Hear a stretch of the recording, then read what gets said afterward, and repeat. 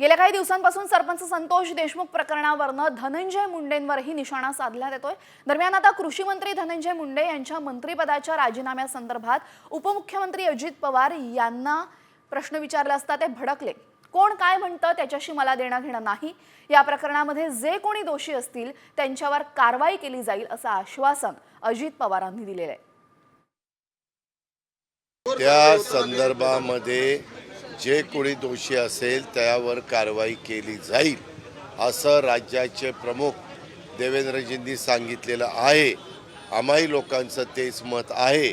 CID आपली वेगळी चौकशी करते, SIT वेगळी चौकशी करते आणि न्यायालयीन पण चौकशी आहे ना बाबा।